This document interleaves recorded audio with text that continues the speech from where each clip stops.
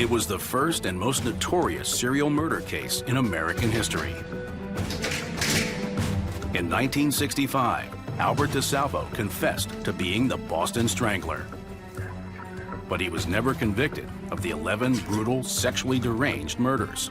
He knew things he could not have known from any source other than being on the scene of the crime. At the time of the murders, there was no way to accurately test biological evidence that would link De Salvo to the crimes. There isn't proof that he was the strangler. In fact, the proof is that he wasn't the strangler. People jump to conclusions. In murder, you can't afford to do that. Was De Salvo really the Boston Strangler? Did the real killer, or killers, get away with murder? New forensic DNA testing, more than 50 years after the killings, may hold the answer.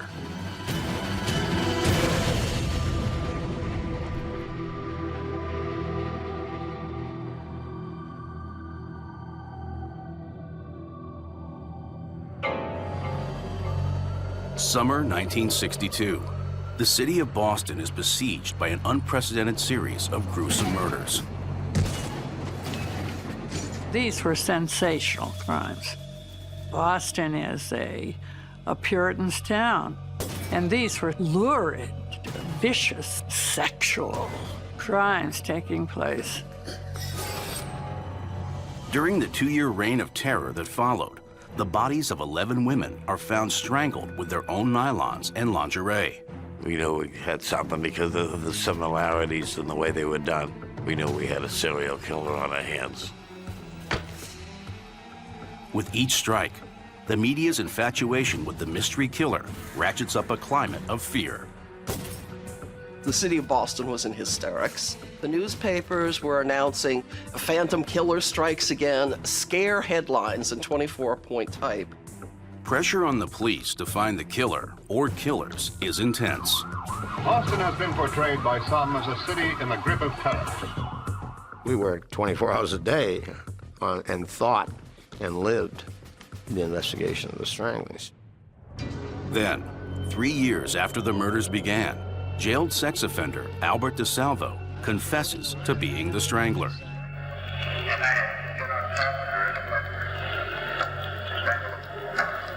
No one else could possibly have known in exquisite detail what he knew about the crimes. The investigation is shut down. All 11 murders are solved with the stroke of De Salvo's pen. But not everyone working on the case is convinced. Prosecutors, detectives were telling me that De Salvo was not the Strangler. It was common knowledge in the law enforcement community. 6 years later, De Salvo is murdered in prison under suspicious circumstances. Some think he was about to recant his confession. Somebody killed Albert to keep him quiet. If De Salvo wasn't the Boston Strangler, who was? Albert De Salvo was never a suspect till he decided to identify himself as the Strangler. And there were a number of other much, much better suspects. New forensic testing might finally solve the mystery. DNA is the ultimate information of identification, and they're keeping that back from us, and the question is, are we entitled to that?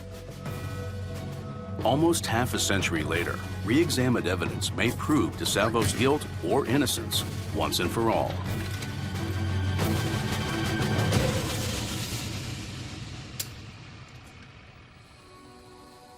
The first to die was Anna Slessers, a 55-year-old divorcee who lived alone in Boston's Back Bay neighborhood. From the crime scene, investigators deduced that Anna was listening to an opera on her record player and running a bath. She was murdered sometime during the day of June 14th, 1962. No witnesses reported seeing anyone suspicious enter the building or walk up the stairwell to her third-floor apartment. As with all the stranglings, there was no sign of forced entry or screams heard by the neighbors. Anna must have willingly let her killer in the door. The body was found naked on the floor. A pool of blood had drained out of a gaping laceration on the back of her head.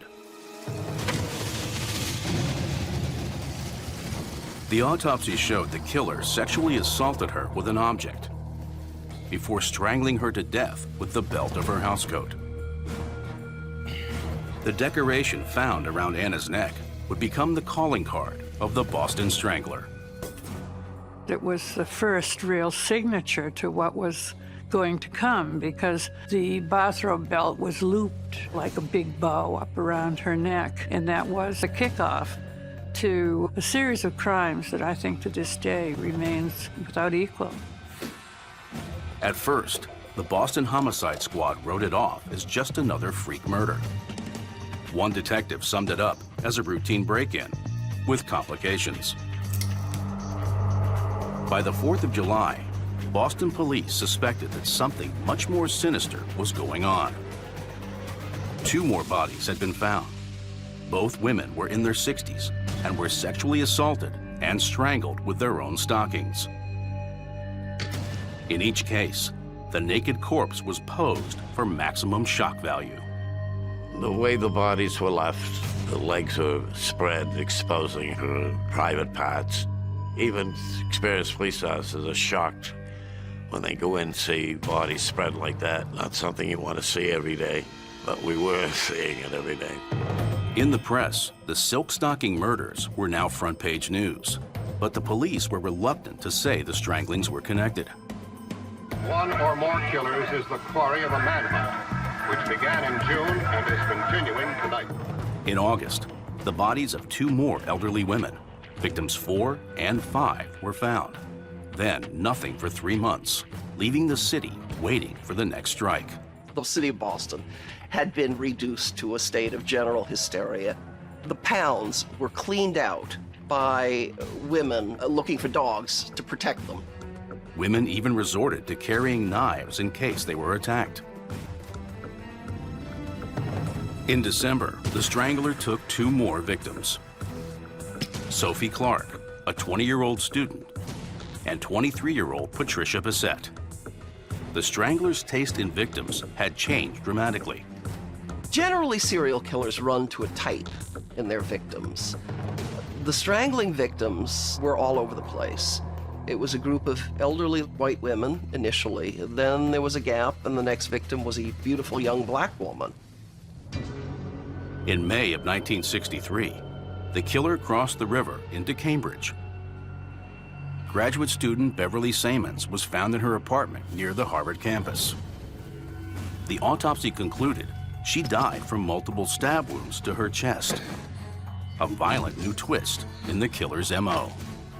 The newspapers very early on were referring to the deaths of the elderly women as silk stocking murders, and in effect creating a template for murder for anyone who wanted to get rid of an inconvenient woman. The last and youngest victim, Mary Sullivan, was killed just after New Year's Day, 1964. There were now 2,600 police in 3 counties working overtime to solve the murders, but not a single clue had panned out. They were getting desperate. The public's patience had run out. Edward Brooke, the Attorney General of Massachusetts, decided to take matters into his own hands. Extraordinary methods of investigation are needed to deal with these highly abnormal and uncommon crimes. He created the Boston Strangler Task Force to coordinate the investigation. The Attorney General used his authority to take over the case. His detectives gave the orders as to what would be done. Another year went by, and one of the biggest murder investigations in U.S. history had still failed to arrest a prime suspect. Enter F. Lee Bailey, the young, ambitious attorney who would make his name on the Strangler case. In March 1965, Bailey swooped in with the solution to all 11 murders. After a futile 3-year police manhunt, Bailey was offering to serve up the killer on a platter. His client, Albert De Salvo, was already in jail awaiting trial for multiple sexual assaults. De Salvo was ready to confess that he was the Boston Strangler, but there was one catch.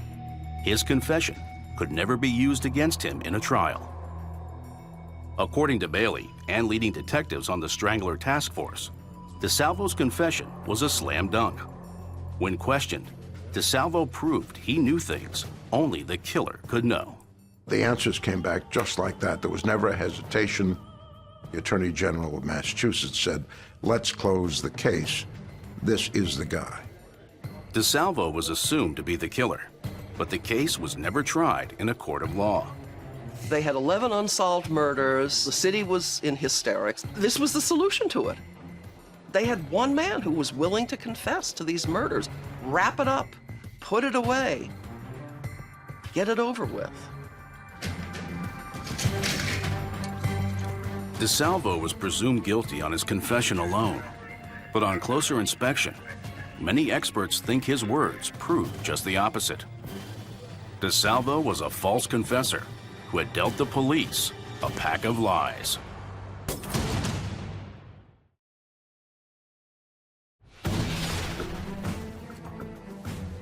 Albert De Salvo's confession in 1965 to all 11 of the Boston stranglings was taken to be the ultimate incrimination.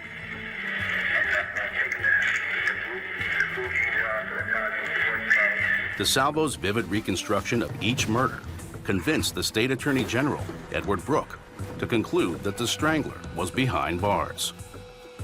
There were thousands of different details that were in play, and Albert was all too right about the vast majority of them.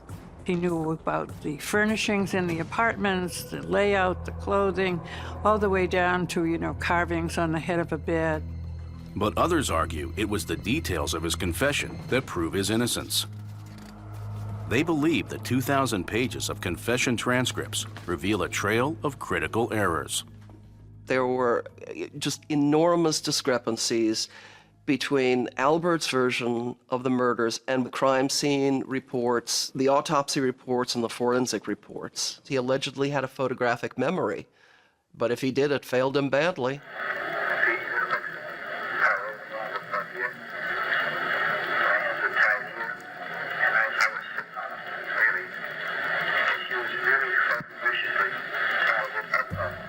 The jury is out as to whether De Salvo's story is authentic or a shameless grab for money and fame. What did he get out of it?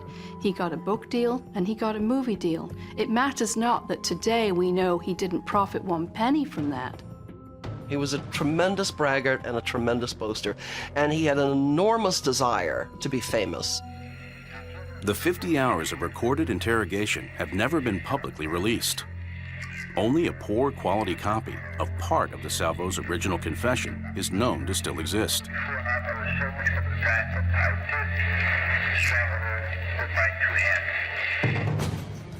Besides the confession, the police had nothing on De Salvo. There were no witnesses or forensic evidence linking him to any of the stranglings. De Salvo was not a suspect because there was absolutely nothing to tie him to any of the crimes. He never appeared on anyone's radar screen. De Salvo's confession caught everyone by surprise. He was already locked up in Bridgewater State Hospital, awaiting trial for a series of sexual attacks known as the Green Man assaults.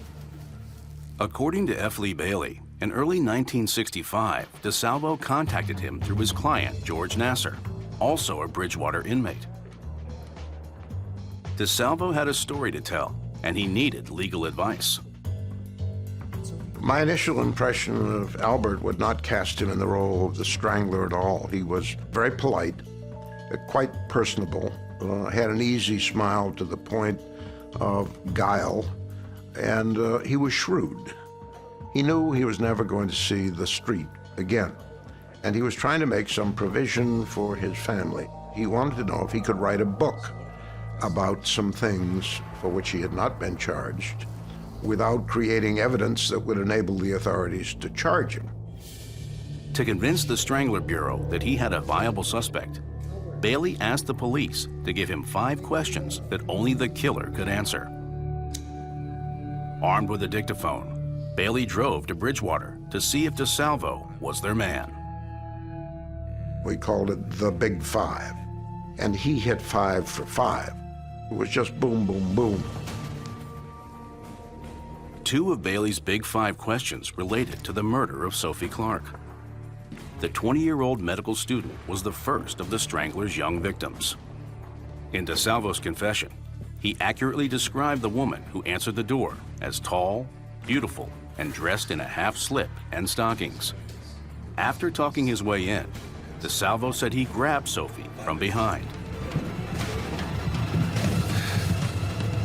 He was surprised how quickly she passed out. De Salvo described how, as Sophie was regaining consciousness, he strangled her.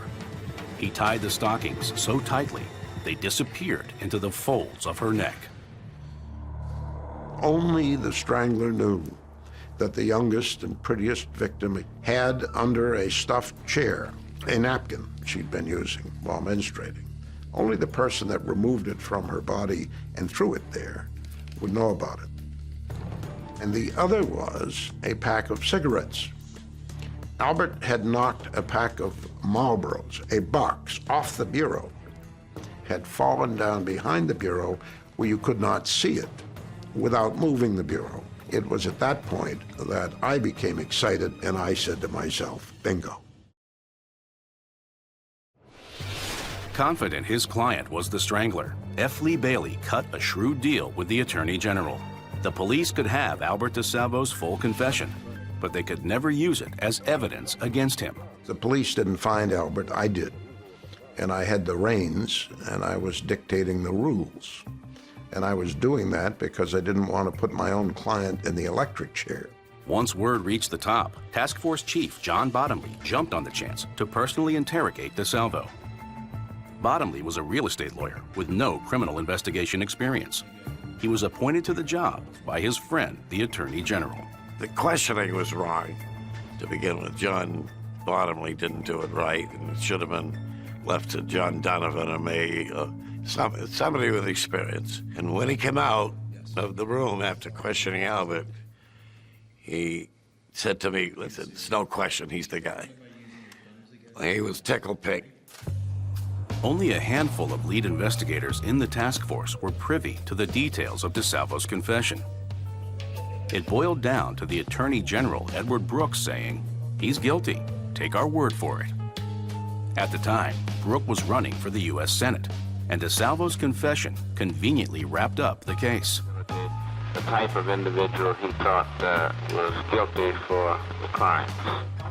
The public and the press ran with the story, but privately, many police officers had their doubts. There were many police who thought they had an eye on the case, thought they had a good suspect.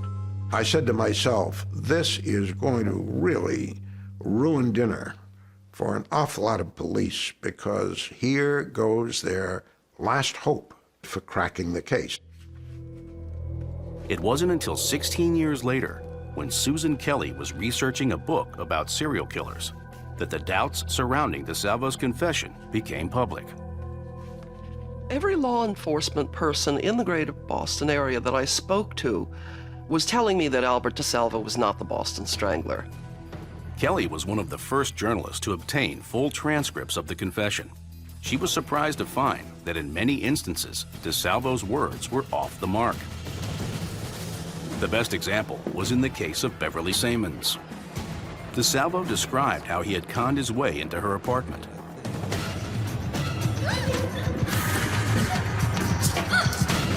He jumped her with a switchblade. According to De Salvo, he then tied her hands and repeatedly stabbed her in the breast and throat.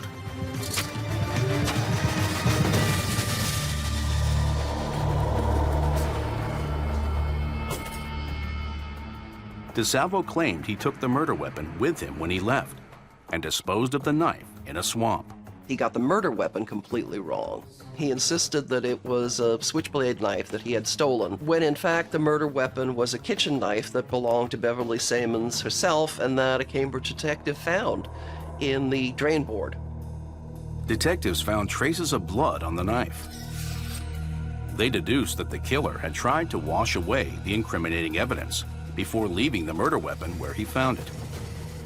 Albert did make some mistakes. On the other hand, I know very few people who could have remembered the very high percentage of correct details that he described. Skeptics believe the fatal flaws in De Salvo's story outweigh the details he got right. The question is, how did De Salvo know so much? He was fascinated by the crimes and that he had read the newspapers and actually even gone to the crime scenes after the murders to look at them. Albert had a tremendous amount of information to the newspapers, thanks to the practice of the then medical examiner of handing out the autopsy reports like they were rewards or cookies to the press. In this day and age, the medical examiner wouldn't dream of handing out the autopsy report. Many say that John Bottomley's line of questioning helped De Salvo fill in the details. The questions that De Salvo was asked during his interrogation were very leading ones. He was sometimes given information to help him along when he was unsure of a detail. Albert's response is, "I'll tell you anything you want." De Salvo was pretty much willing to say anything he was fed. Some believe Bailey persuaded De Salvo to confess to satisfy Bailey's own career ambitions. They suspect that De Salvo was coached by his own defense attorney prior to De Salvo's full confession to the police. F. Lee Bailey asked him literally hundreds of leading questions, such as, was she wearing horn-rimmed glasses? So F. Lee Bailey trained Albert De Salvo. He nurtured Albert De Salvo to be the Boston Strangler. I wanted to be very careful because I could see that it would come up. Not to be in a position where it were remotely possible I had fed Albert any information. And the only way to do that was to not be privy to what was going on. I did not go to a single interrogation session. If De Salvo had been tried as the Boston Strangler, most agree that the confession alone would not have been enough to convict him. He was just presumed to be the Boston Strangler based upon some half-baked confessions that the government very willingly accepted under tremendous political pressure to solve the case. The proof just wasn't there that he committed these crimes. It's not clear if the task force ever tried to confirm the confession by testing the forensic evidence against De Salvo. There were fingerprints, human hairs, blood, and semen found at the crime scenes. There were also eyewitnesses who claimed to have seen the killer. On closer examination, many now believe the hard evidence proves there was more than one Boston Strangler.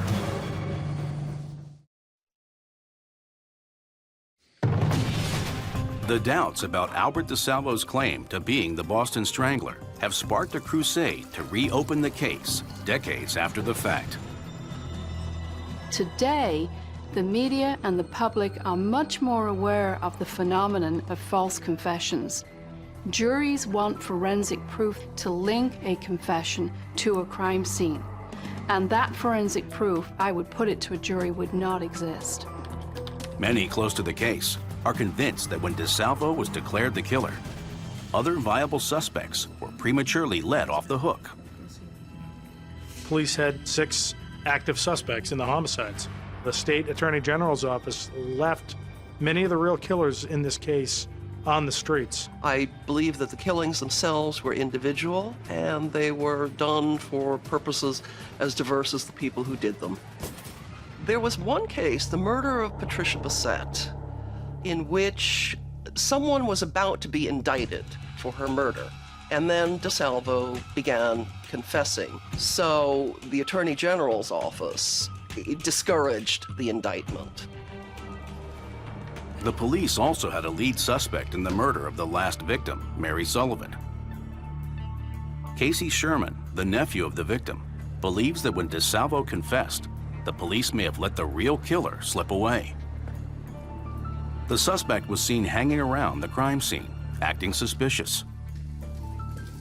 They brought him in and gave him a formal interview. He went under a lie detector test, which he failed. They asked him, "Did you murder Mary Sullivan?" He said no. Mary had been propped up on the bed. She had been strangled by 2 scarves and a nylon stocking. And the killer had left an eerie calling card, which was a Happy New Year card placed between the toes on her foot. As you can imagine, it was horrifying. there is a chance that a re-examination of the crime scene evidence using modern forensic techniques could end the argument over De Salvo's guilt once and for all. Physical evidence doesn't lie, and whereas information from people is always subject to question, information from physical evidence has no motive except the truth. Is there anything that specifically points to him? Not to my knowledge. One of the key questions is if the physical evidence found at the scene of the crimes was ever used to confirm De Salvo's story. Did any of the forensic evidence thought to have been the killers match De Salvo? Remarkably, forensic investigators who collected and examined the evidence can't answer that question. They say they were kept out of the loop. Fingerprints, hair, blood, samples were collected, and samples were tagged. Ultimately, those samples, many of them, were submitted to the FBI laboratory. I never got any report back from the FBI. When you send tests out and you don't get the results back, that can be discouraging sometimes. The arguments for or against De Salvo's guilt are deadlocked. As long as the physical evidence remains untested, the picture is incomplete. In the case of Mary Sullivan, the Strangler's final victim, scientists found traces of unidentified bodily fluids that could have been left by her killer. If further DNA testing of the evidence might be able to rule De Salvo in or out, why not reinvestigate the entire case? No one has given enough provocation to set that machinery in motion. 2 attorneys general gave their blessing because they thought the case was closed. Now, for the current attorney general to do further investigation, in his view, is to beat a dead horse. Justice was not served by accepting these half-baked confessions. Justice was not served for any of the victims. What about the murderers of those women? They walked away scot-free. They may still be out there today. They may have killed other people. Of all the murders in the Boston Strangler mystery, the most telling could be the prison killing of the self-proclaimed Boston Strangler himself. To this day, the death of De Salvo is unsolved. Somebody killed Albert to keep him quiet. He was silenced for a reason. Who killed Albert De Salvo, and why?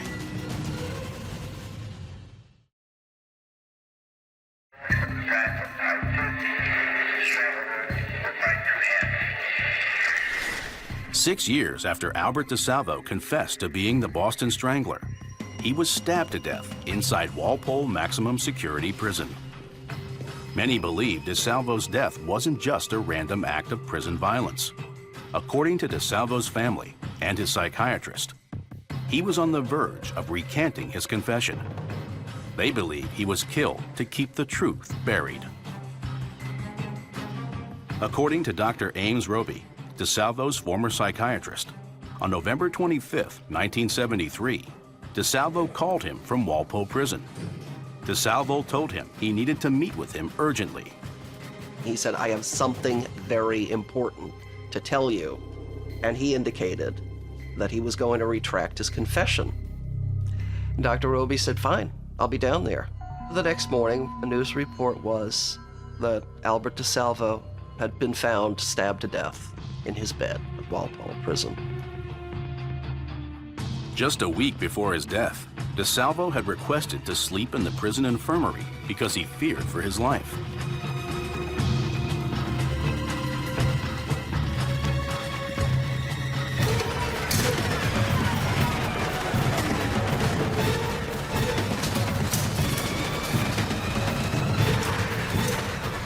You have to get through 6 security checkpoints to get into the prison infirmary. His killer got in with a knife, stabbed him at close range, repeatedly in the heart, gets out covered in blood, goes past the checkpoints, nobody saw a thing. And Albert De Salvo's killer was never found.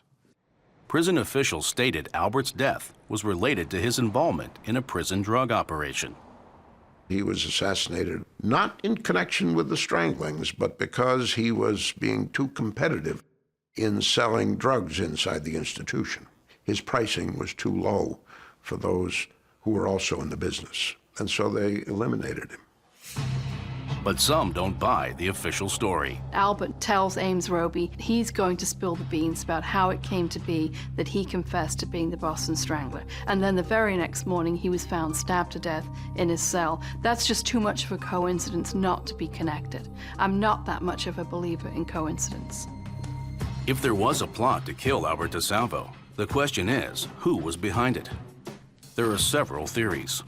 Those people who have an interest today in maintaining that Albert De Salvo was the Strangler would be obvious suspects. I've heard from many people, both inside and outside Walpole State Prison, that it was a contract hit from somebody who had a lot to lose on the outside.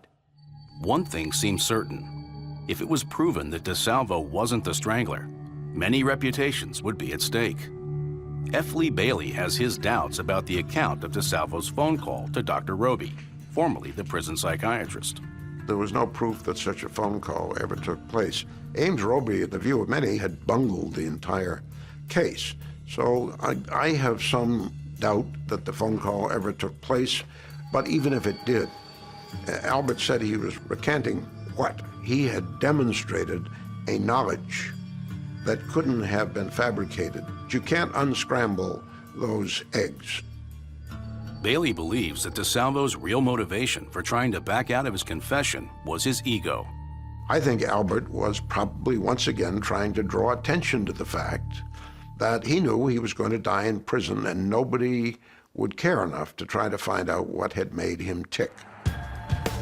What made De Salvo tick is at the center of the argument over if he fit the profile of a serial killer. The opinions are split. Some of the psychiatrists who analyzed De Salvo cited his disturbed childhood as the trigger for the stranglings. He had been in training all his life to be the Boston Strangler.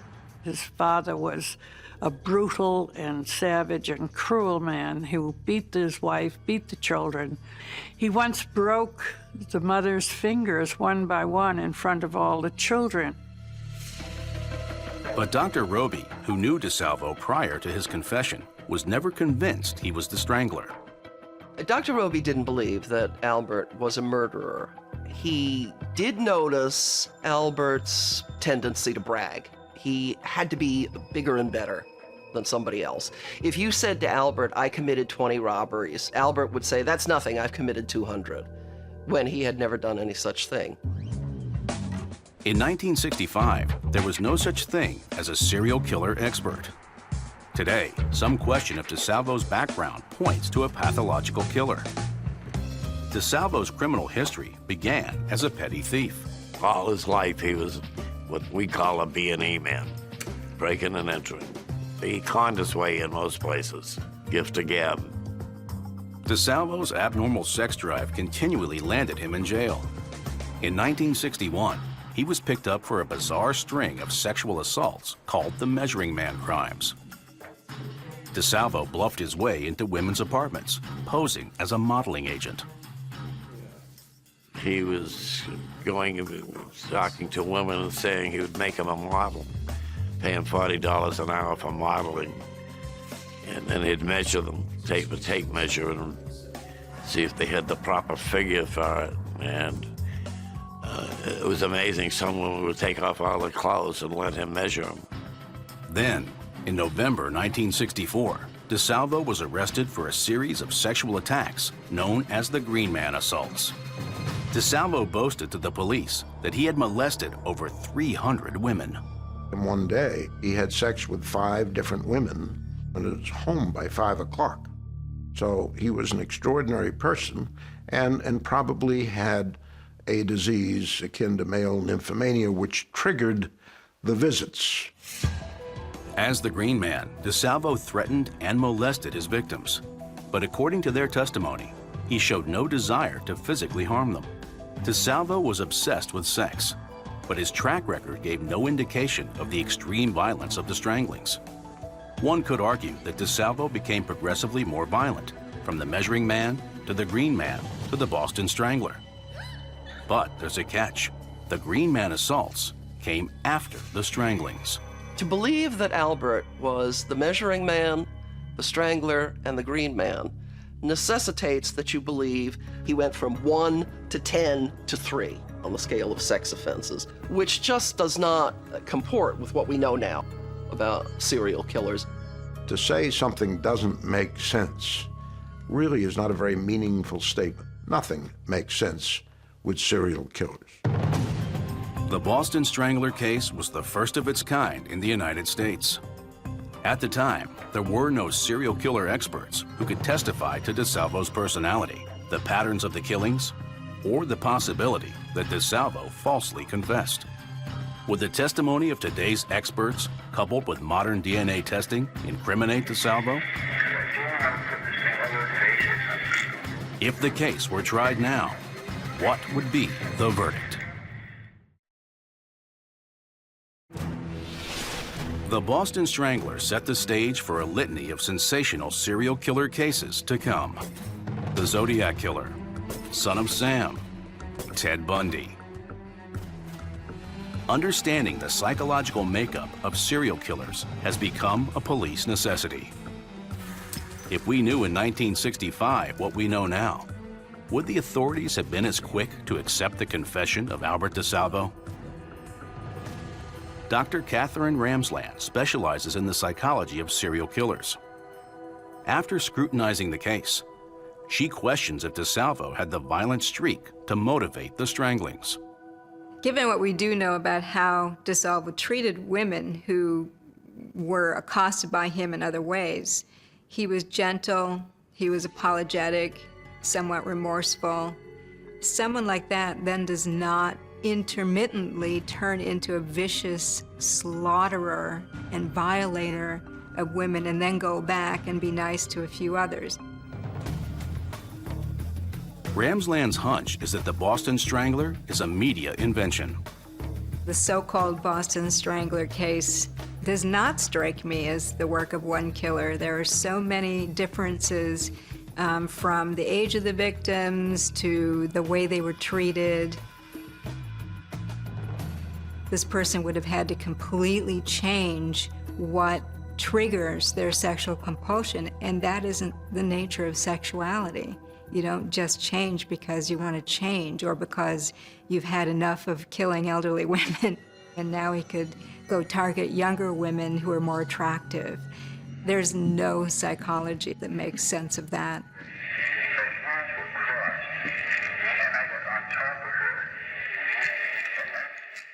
Confession expert Dr. Saul Casson examines some of the transcripts of De Salvo's confession. If you go back and look at some of the facts that he details in that confession, almost every one of them originates with the questioner.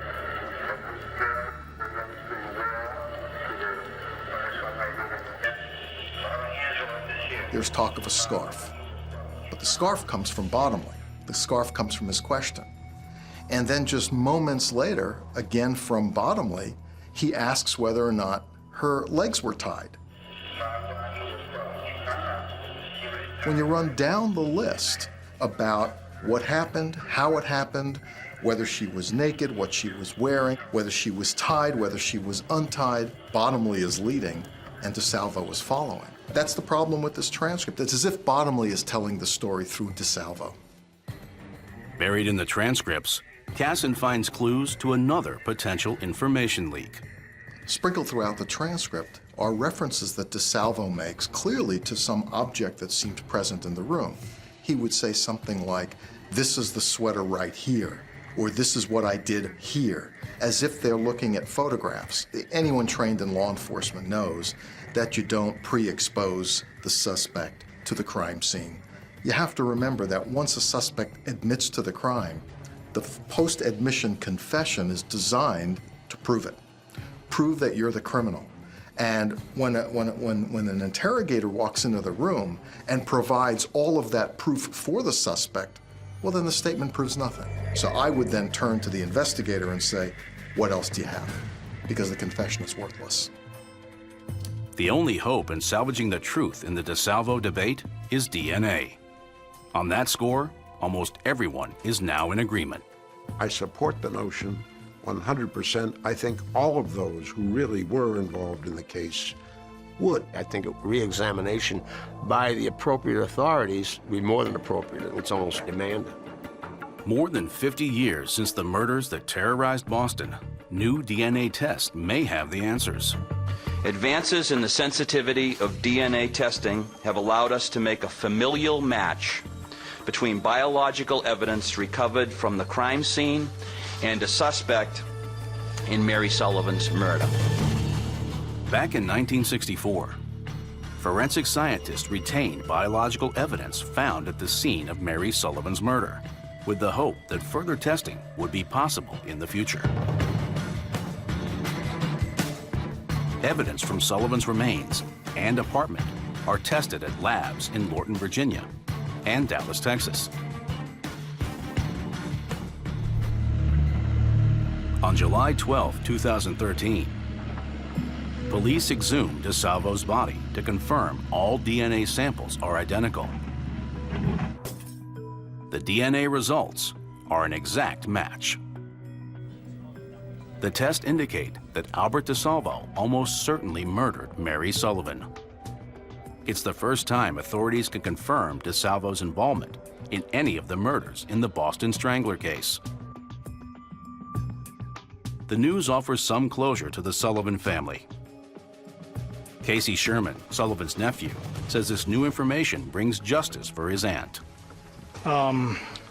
It's amazing to me today to understand that people really did care about what happened to my aunt, a 19-year-old girl heinously murdered in 1964.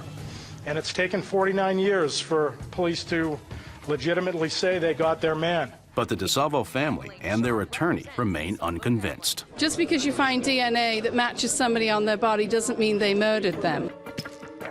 No biological evidence was uncovered at the scenes of the other murders. Without it, scientists have little hope of proving who killed the other 10 women. These cases remain open and unsolved. Is the killer still out there? Were multiple killers involved? The Boston Strangler case set many precedents. It was the first criminal investigation to be lionized in the press. The image of the Phantom Strangler evolved into a celebrity in its own right. Cash from the media rights of the story was on the table. Reputations were there to be won or lost. The head of the Strangler task force, John Bottomley, ended up with a Hollywood consulting job. The Attorney General, Edward Brooke, was elected to the United States Senate only a year after making the guilty call on De Salvo. Just a year prior to the DNA testings, Brooke said he could not be certain that De Salvo was guilty. F. Lee Bailey, who engineered the deal for De Salvo's confession, got a cut out of the book rights to cover his fees. Bailey went on to become one of the century's biggest names in criminal defense, most notably as part of the defense team for O.J. Simpson. There were people who made their careers on this case.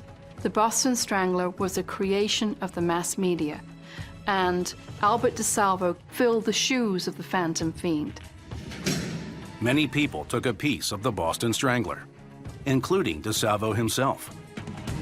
In prison, he capitalized on his fame by selling handmade choker necklaces. The story was buried with De Salvo's murder in prison. But like a ghost, the saga of the Boston Strangler keeps coming back.